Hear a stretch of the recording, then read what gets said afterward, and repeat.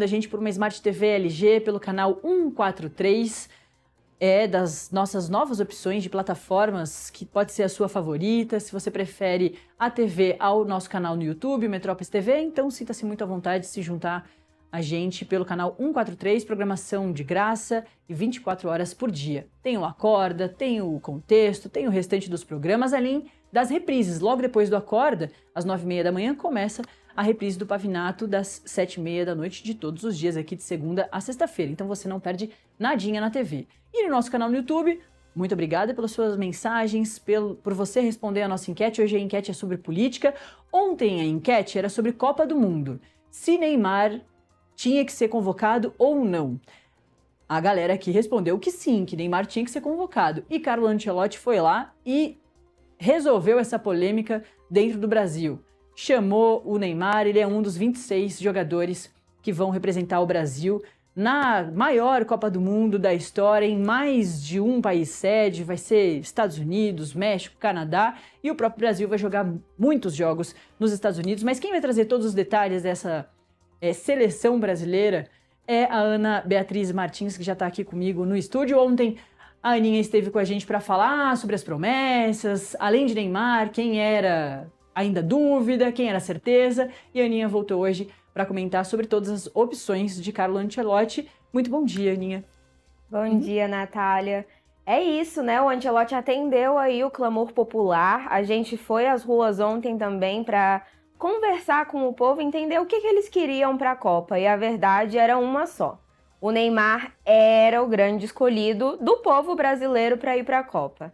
A gente pode debater aí se o Neymar tá na melhor forma física ou não, se de fato ele talvez fosse a melhor escolha do ataque, mas quando a gente fala do povo brasileiro, a resposta era essa: o Neymar tinha que estar em campo na Copa do Mundo. Agora nos resta saber como o Ancelotti vai montar esse time, né? É isso que você falou, a gente já tem aí os 26 nomes que estarão na Copa do Mundo com a seleção brasileira. E a tendência aí é que o Ancelotti monte de fato um time com 4 atacantes, como já vinha montando anteriormente, né, nessas últimas datas FIFA em que a seleção brasileira teve amistosos.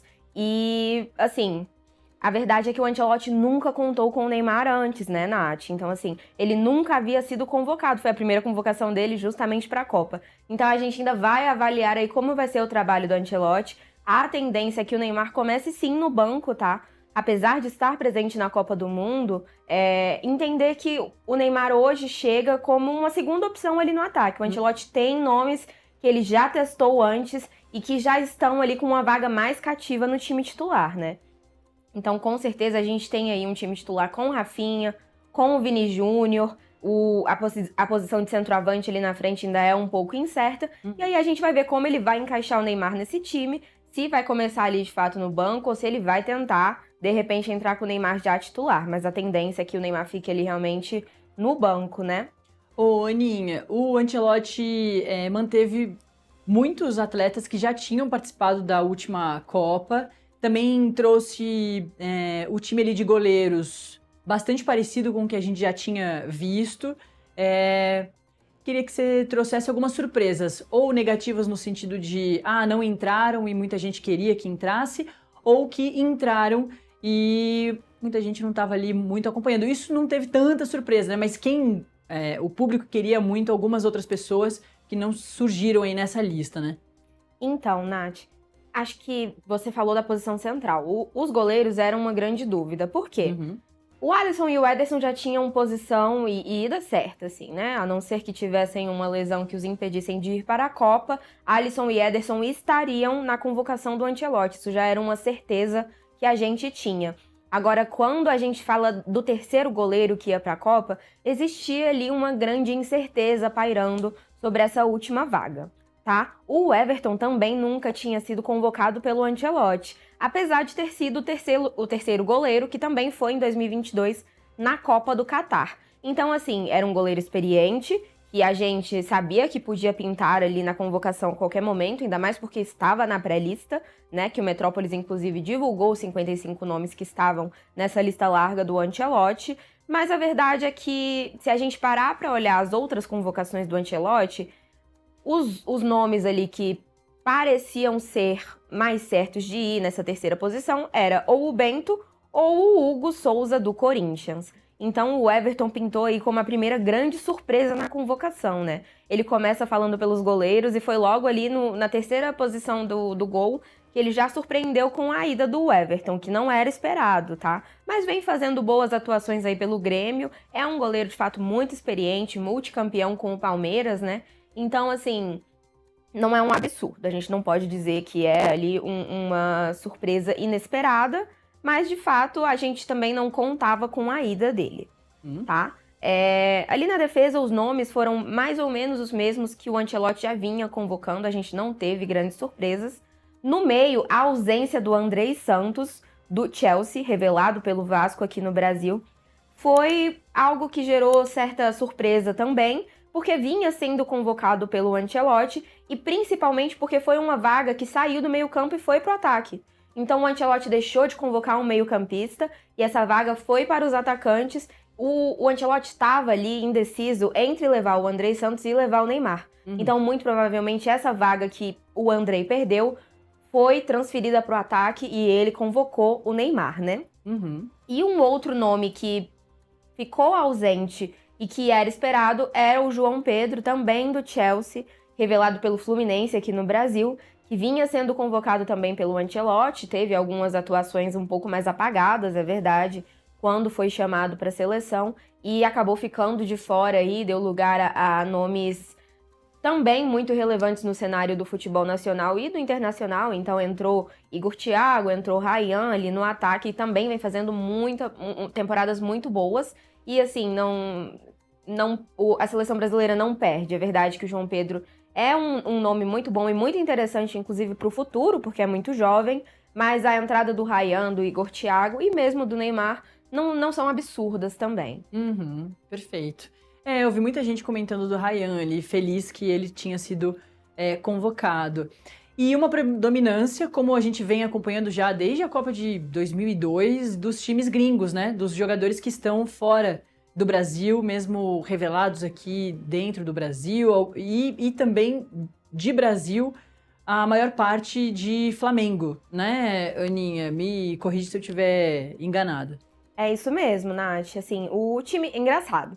Porque o time que mais tem convocados na seleção é o Flamengo. Então, o Flamengo é o único time que tem 4 jogadores convocados pela seleção brasileira para a Copa do Mundo. Então, o Flamengo vai representado com Léo Pereira, Alexandro e Danilo na defesa e Lucas Paquetá no meio-campo, né? Então, é o time brasileiro mais representado na seleção brasileira e do mundo inteiro é o que mais colocou os jogadores ali na Canarinho para essa Copa. Mas, se a gente olhar o todo dos 26 jogadores convocados pelo Ancelotti, você tá certíssima, Nath, é isso mesmo. A gente vê uma predominância muito grande dos jogadores que atuam hoje no futebol europeu, né? Se a gente parar para analisar ali os principais nomes do time do Ancelotti, a gente vê Vini Júnior, a gente vê Rafinha, que são grandes nomes ali do Real Madrid, do Barcelona. A gente vê o Alisson, que hoje é goleiro do Liverpool, Marquinhos, que é zagueiro do PSG, finalista da Champions. Então, assim, a verdade é que o futebol europeu tem dominado economicamente e esportivamente há um bom tempo o cenário do futebol, né? E isso acaba se refletindo na seleção. A gente vê isso. Aninha, eu acho que cabe ainda mais uma pergunta. Você comentou do Marquinhos aí. Ele, finalista da Champions. Tem outro jogador, não lembro agora de cabeça, que vai demorar para se apresentar, justamente porque ainda tem alguns compromissos bastante importantes com os times, inclusive, fora aqui do Brasil, né? É isso. Então, Nath, a verdade é que a maioria dos jogadores ainda vão demorar um pouco a se apresentar, tá? Tanto os dos times nacionais quanto os dos times internacionais. A temporada internacional até termina antes que a do futebol nacional, inclusive. Mas os jogadores que estiverem disputando finais internacionais, ou seja, de Champions League, Europa League e etc., eles demoram um pouquinho mais a se apresentar mesmo, tá?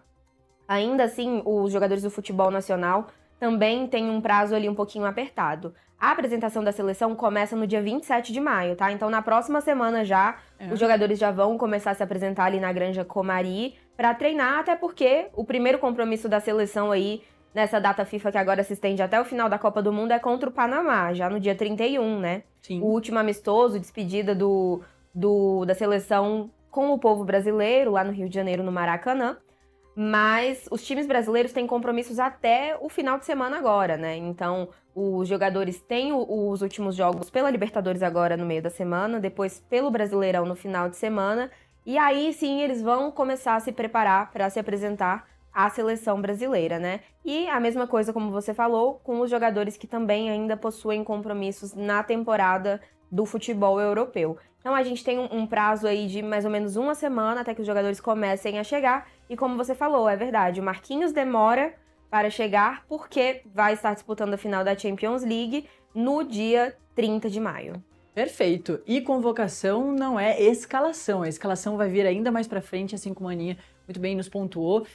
Como será a lista dos titulares aí, pelo menos pro primeiro jogo? Muita coisa vai mudando, eles ainda têm esses compromissos, alguém pode se machucar, a gente torce pra não, mas muita coisa pode acontecer. Valeu, Aninha!